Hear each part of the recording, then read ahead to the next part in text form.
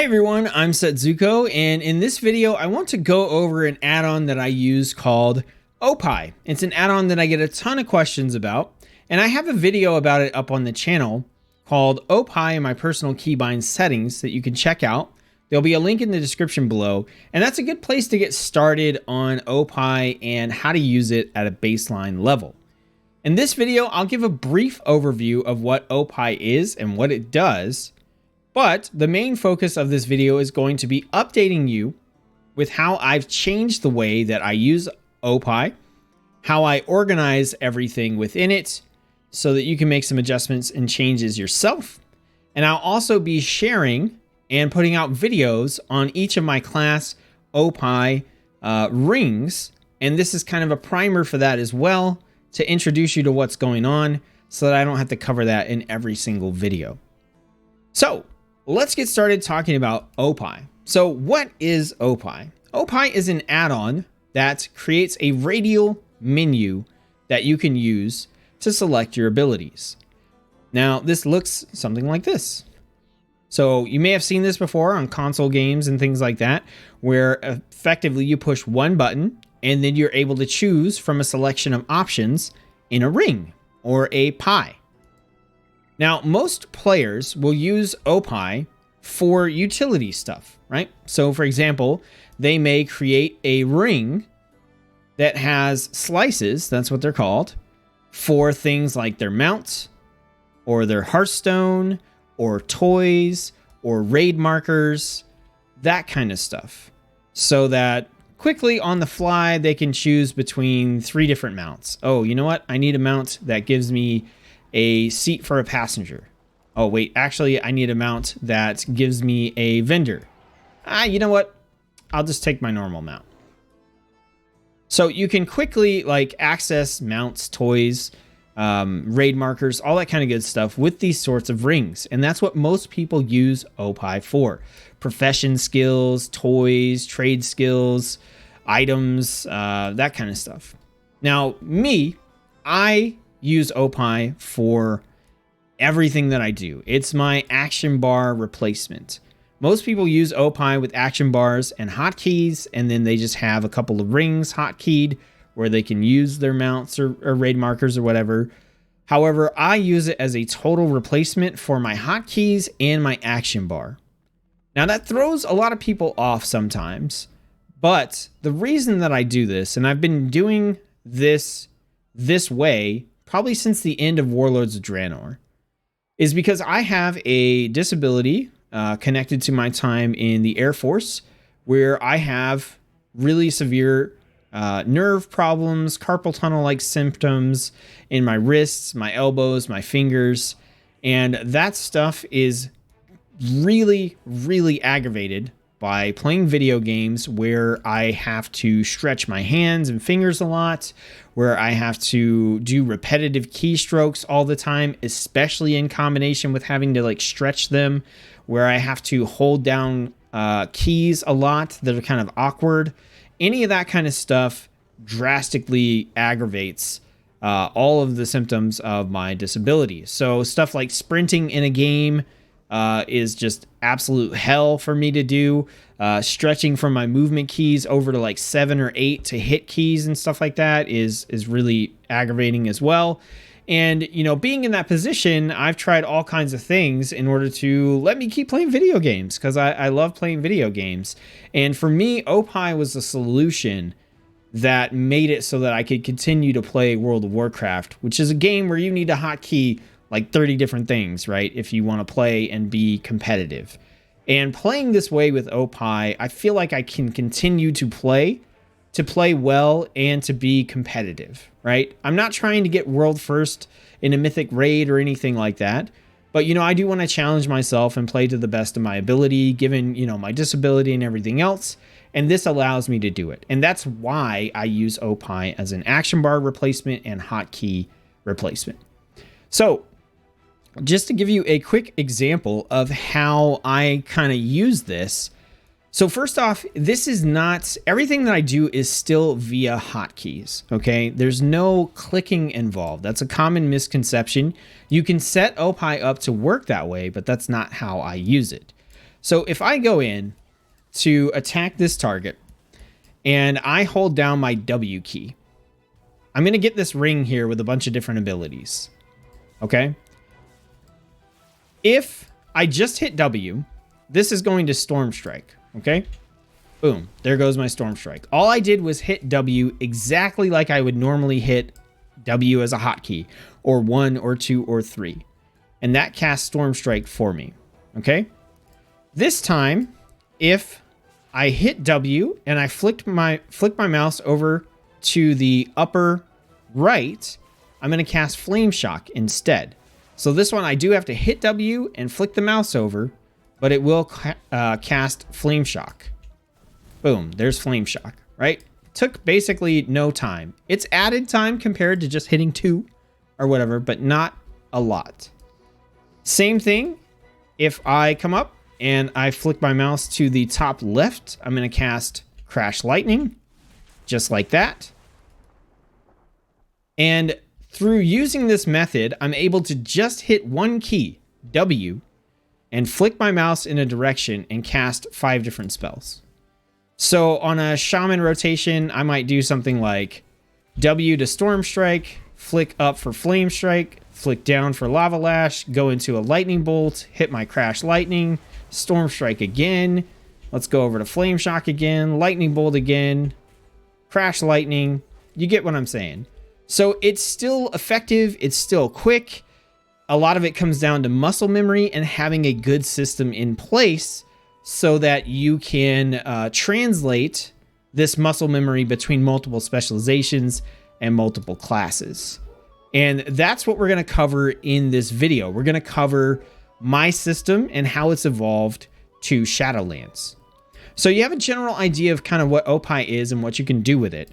We're going to quickly run through some of the generic options and the things that make OPie work. So to open up OPie, you're going to type /OPie. It's just OPIE. That's going to give you the main menu. A couple of super important things here. I cover most of this in the other video, so we're just going to focus on some really key things if you want to jump in real quick. Underneath behavior, you have 2 things that are super important. The first is center rings at mouse. Okay, if you don't have this checked, then every time you hit your hotkey, so I'm hitting W, your ring's always going to be in the center.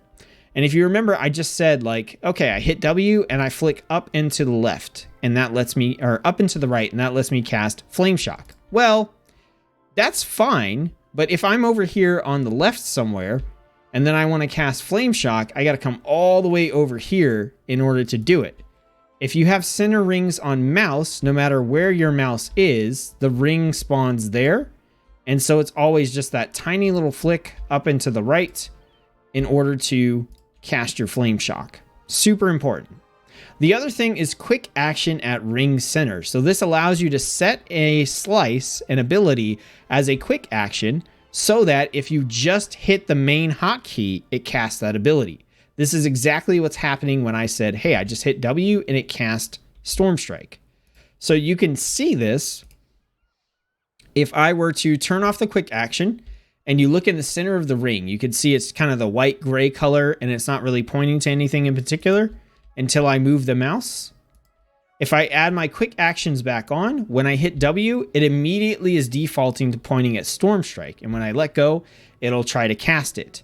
If you look at the little error code that I'm getting in the middle of the screen that says there's nothing to attack, if I spam this, just like you would a hotkey, you'll see it spams the error as well because it's trying to cast Storm Strike. Super important. Under appearance, there's nested rings. You can create a ring, like I could create this ring, and then put that inside of another ring. An example of how I recommend using this is not for combat, but for utility stuff. So for example, this ring that you're seeing here is my miscellaneous ring, where I put my stuff that doesn't have to do with combat, and I've got my mount here, and then over here, I've got a ring that's nested in this ring. And on this ring, I've got my mammoth so that I can summon a mount that gives me a vendor. And I've got my passenger mount if I want to take a friend along with me. Here, I've got a ring nested inside of this ring that is my hearthstones and my flight whistles. So that's what nested rings will allow you to do. Tooltips will show the tooltips when you are playing. I keep these on mostly because I'm streaming a lot, and you know, I like to refer to specifics when I'm talking about abilities and showcasing stuff.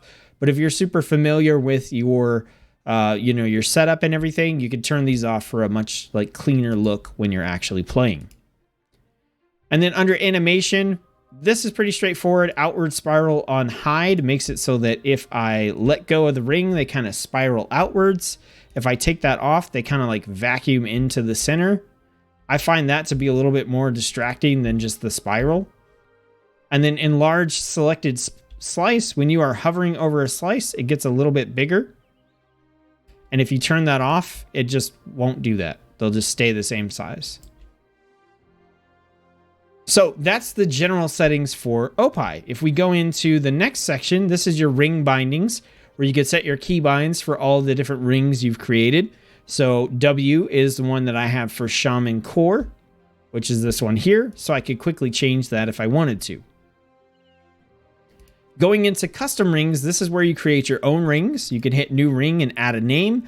Or if you're importing rings that I've created, you're going to hit import snapshot. You're going to set the ring name to what I've named it. And then you're going to import the snapshot. You're going to paste the code in here and hit add ring. Under the drop-down, this is where you can find the rings that you have created. So if we go look at this Shaman Core one here that you see, that we've been looking at, this is the settings for the ring itself. And then you can click on any slice to get the settings for that slice. If you click on the slice again, it'll default back to the ring settings. So in the ring settings, you can click up here and you can change your name, hit enter when you're done. You can make this ring available to all characters of the faction that this character's on, all characters of the same class, or just this character. Most of the time, I set my class rings to be available to all characters of that class, and I set things like mounts and hearthstones to just be available to all characters. This lets me make one hearthstone ring and then let everybody use it instead of making, 12 different hearthstone rings. This also lets me make one set of shaman rings in this case and have it available to all shamans. Under that, you can set your key binding. So we can go in here. I could change this to G, put it back to W. If you hold down Alt and left click, you can put in conditional bindings, which we're not going to cover here, as I don't really use them much anymore. But these work with like macro style conditionals, if you're familiar with that. One of the easiest ones is brackets spec. And then you can put in the spec. So if we do restoration and then W and hit enter, this will set it so that the hotkey for this is going to be W if I'm on Resto Shaman. Since I'm not, if I hit W, nothing's happening. If I switch it back to just W no matter what, then this will show up. You're under options. You want to be able to set pre-select a quick action slice. That's going to let you have that quick action. And that's pretty much it. The only other thing you might want is hide this ring. If you want to hide a ring from this menu here and put it under this hidden rings one instead, that's what you check for that. So for example, I have my Hearthstone's ring hidden because I don't want to see it in this menu. And if I need to access it, I can just pop over here and go, oh, there's my Hearthstones, and make my adjustments. Going back to the core ring, if you are wanting to add a new slice, you click the plus button here. You've got several menus on the side. Abilities show all abilities from your spellbook. So this will cover everything in the general tab, class tab, and specialization tab. You've got items. This will show anything in your backpack. You got your battle pets, mounts, and toys, which will show anything from your collection. You've got macros. You can create a new macro and write it directly in OPie, or you can import one that you have in your macros menu. You can add your equipment sets, raid markers, and a couple other things here that I don't use. I don't use data broker or miscellaneous. And then also you have your OPie rings, where this is where you can set certain rings you've created to be nested inside of other rings. So if we look at my Shaman Miscellaneous, you'll see that I have a custom macro. I have one spell, and then I have a utility mounts ring, Hearthstone's ring, Shaman Enhancements ring, and a Shaman Miscellaneous sub ring in here. So this ring here is literally 2 abilities and then 4 other rings embedded inside of this one. Now, when you click on a slice, you get the settings for the slice. There are visibility settings again, but this time they are specific to specializations. So you can set these to elemental, enhancement, or restoration. By default, if the spell is not in your spell book, it will not show up in the OPie ring. So you can see right here, I have Chain Heal on Shaman Core. And if I were to go back and hit, let's see, I think Chain Heal, we have Chain Heal across the board. Let me find a better example. If we were to go into Riptide, okay, Riptide is a Restoration Shaman specific spell. If I click to show this for enhancement, it's still not going to show up because I don't have this spell learned in the spell book. So you don't have to set visibility conditionals for abilities that are specific to one specialization only. Where this comes in handy is if you want to change positioning of abilities that are shared. So for example, on Elemental Shaman, I want Lightning Bolt to be my quick cast ability at the top of the ring. However, for enhancements, I don't want that to be the quick cast ability, and I don't want it to be at the top of the ring. I want Storm Strike to be there. But I still need to have Lightning Bolt on my ring because I use it as an enhancement shaman. So what I've done is I've set a Lightning Bolt up here that's only visible to Elemental, and I've allowed it as a quick action. So if I'm on Elemental, it'll be at the top, it'll be the quick action. Then I have a different Lightning Bolt slice down here that's only visible to enhancement, and it's not a quick action. So this means that there's my Lightning Bolts if I am on enhancements, and if we switch over to Elemental, we'll be able to see that that Lightning Bolt is going to be at the top, and this Lightning Bolt is not going to show up. So there's Lightning Bolt, and the other one does not show up. That's mainly where you're going to use the show this slice option for, is to set up that kind of interactiveness. After that, below, you can set visibility conditions. Once again, these are macro based. So if you know how to macro, you can do things like, hey, only show this Lightning Bolt slice if I also know Flame Shock. So you can do some of that in there. I don't have a lot of this, but you can definitely set this up if you want to and you're familiar with macros. After that, everything else you can pretty much leave on default. You can change the color that shows up when you point to an ability. By default, it just kind of keys off of the ability itself. So you can see like Flame Shock is orange, Lava Lash is kind of a red-orange, and then these are all blue. That's all with default settings. Same thing, you can change the icon manually if you want to, or it'll just default to whatever the ability icon is. The only other thing you'll want to mess with is the allow as quick action, so that you can have that quick action ability. So that's the generic overview of OPie and the settings.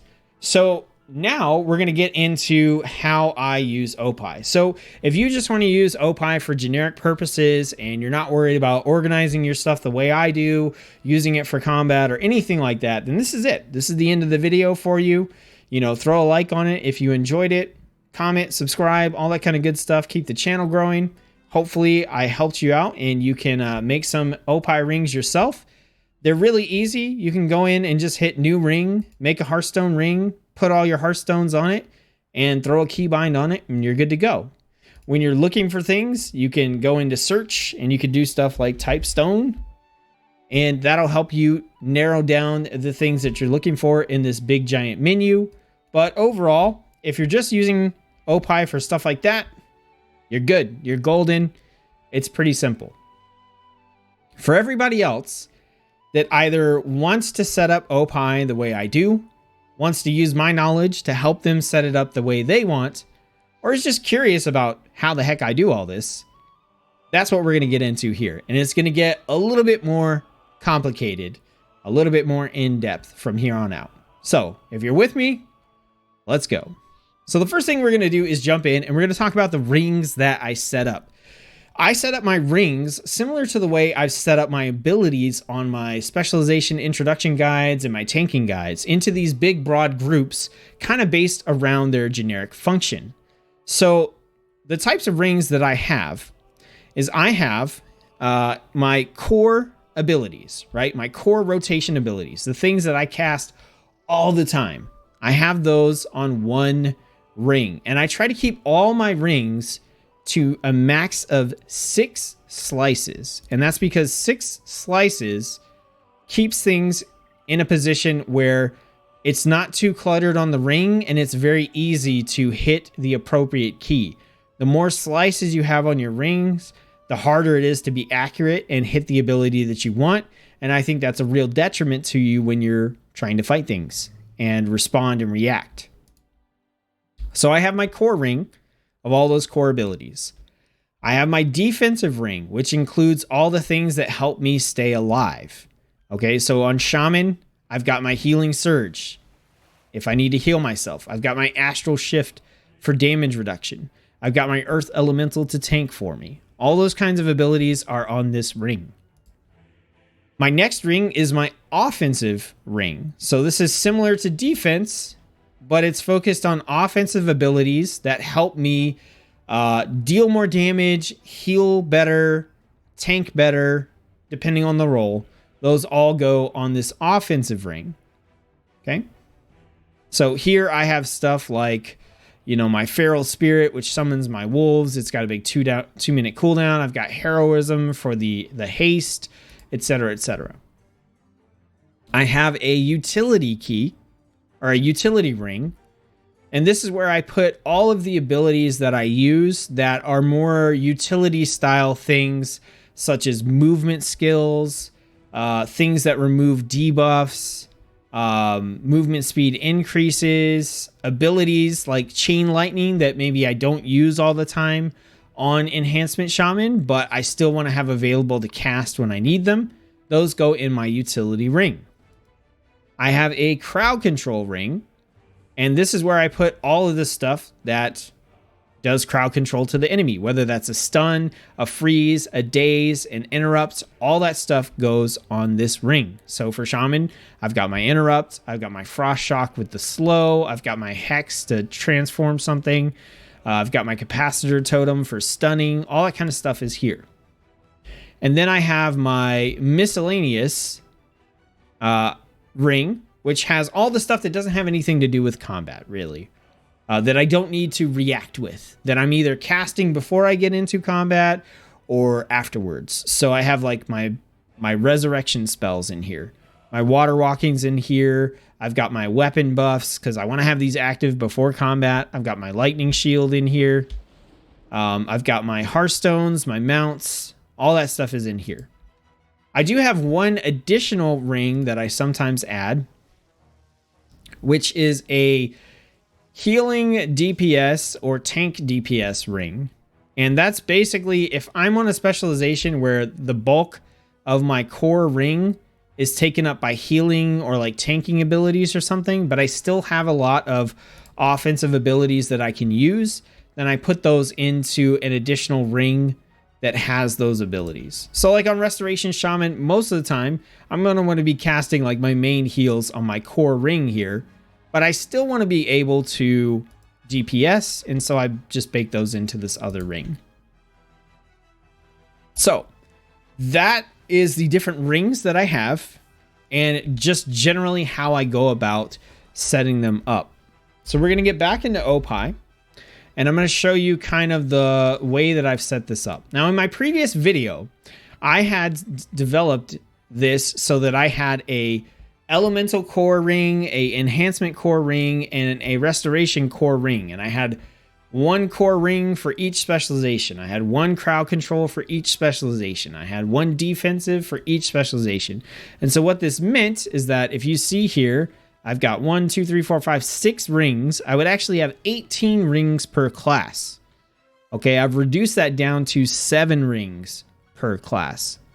If there's one that I need a healer or tank DPS ring for. Otherwise, it's 6 rings per class. Just one for each thing.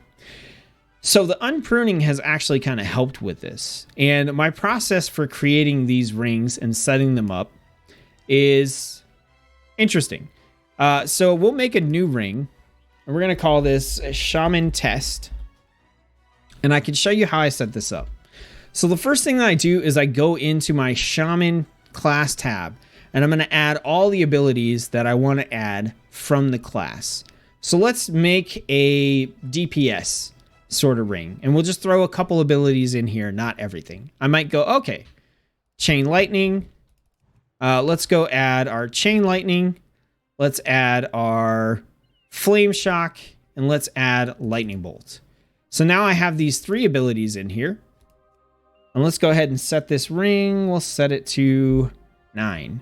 All right, so here's this ring. These abilities are available to all specializations. So I know no matter what specialization I'm on, these abilities are always going to be there. So I'll put all the class abilities in first. Then I'll go to add a new slice, and I have a macro created that's called divide. And all this macro does is it puts an X here. Okay? And I'll put that up above these abilities. So now, when I hit this ring, you're going to see the X is there, but it doesn't do anything. I go into here, and I'm going to turn off all the visibility. So now this will show up in my list, but it won't show up on my ring. And I use this to divide the different abilities. So here's what I do. I start with the abilities that cover the most specializations, and I narrow everything in. So now what I would do is I would go into my enhancement tab, and I would look for abilities that are used across 2 or more specializations if I have any. Now, everything in this tab, except for Cleanse Spirit, is usable only by enhancement. But let's say that we were going to throw Cleanse Spirit on here. I would go in, I would go Cleanse Spirit and go, okay, this is usable by 2 specializations. And I would put that up here above this divider. So 3 specializations, 2 specializations, and I'm going to add another divider, right? And then I'm going to make sure that that one is not visible. So now I know, okay, 3 specializations, 2 specializations. Let me add in the stuff that's only usable by 1 specialization. So we're going to add in stuff like our Crash Lightning, Storm Strike, Lava Lash. Okay, so we'll take all these and we'll put them up above this divider. So now we have the abilities that only apply to enhancement. Okay, then the next thing I'll do is add 1 more divider. And above this divider is where I'll put the ability that I want to have as my quick cast. Okay, so let's look at this ring now. Let's go in here and let's get rid of this divider. This is kind of what this ring is looking at like right now. And this is just a demo to show you the logic behind how I do this. Okay. So when you're looking at your ring from top to bottom, you work backwards, but then it makes sense from top down. You're going to have your quick cast ability. Then you're going to have any abilities that only work with 1 specialization. Then you're going to have any abilities that work with 2 specializations. Then any abilities that work with 3 specializations. Now my logic behind this is you're always going to want to use your quick cast ability and your spec specific abilities as a higher priority ability than your shared abilities most of the time.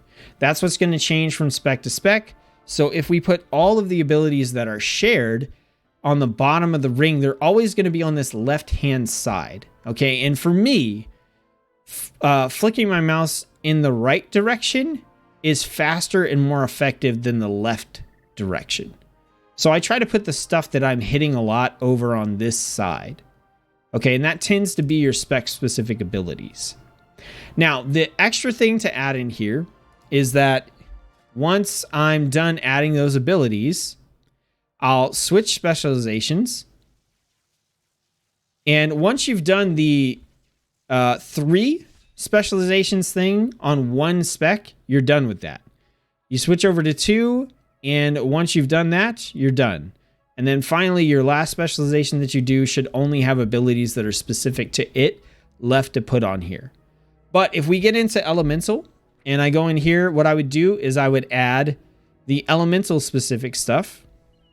So let's say earth shock and earthquake, and then I'll add a divider. And what I'll do is I'll drag this up to where we have the spec specific stuff, and I will put the elemental stuff in here separate from the enhancement. Okay, and the way that I order these is quick action. Then I go by the order that's on the talent page. So it would actually be like this. It would be quick actions, elemental abilities that are only for elemental, enhancement abilities that are only for enhancement, resto abilities that are only for resto, abilities that are shared between 2 different specializations, abilities that are shared between 3 different specializations. So I'll do this with the spells, and I'll also do this with the talents. I'll go through, I'll click on every active talent and make sure that it gets added to the appropriate ring as well. And then that way I have every possible ability on this ring. Then I go through and I do quality assurance and I update things. And I hit this and I go, that's way too many slices. So how am I going to fix this? What do I move? What do I adjust? What do I hide? What's not that important? Like right now, I have 7 abilities. So I would go, well, which one of these do I not want? Okay, I never want to cast Primal Strike ever. Or, hey, I do want to use Primal Strike, but maybe I can put this in the offensive ring or the utility ring. And I would go in and go, okay, let me delete that and put that here. It's pretty complicated. It gets a little crazy trying to figure this out and set it up. It takes a while. It takes me on average somewhere between like 45 minutes to an hour and a half to do a full set of rings. That's after spending countless hours trying to figure out how to set this up. But the end result, this looks crazy. I'm sure it looks crazy. Let's go look at my core ring. This is what my core ring looks like. Okay? And you can see, if we start here and we go all the way down, you see how many abilities are on this core ring. Okay? But let's take a look at this. Okay? I'm on elemental. Remember, W is my core ring. How many abilities do we have on this ring? Actually, you know what? Let's count these real quick. I just really want to like emphasize that through logic and everything, this makes sense. So we've got 3, 4, 5, 6, 7, 8, 9, 10, 11, 12, 13, 14, 15, 16 abilities. Okay? On the core ring. But when I'm on elemental, how many do I have? 6. Let's switch over to enhancement and look at how many I have here. 5. If we switch over to resto, how many do I have here? 6. So even though it looks like an insane ring, it's all set up so that no matter what specialization you switch to, you don't have to modify, 18 different rings or whatever. You can just customize the one ring and it just works. One of the big reasons I did this way is because in order to allow you guys to import my OPie rings, you have to import every ring individually.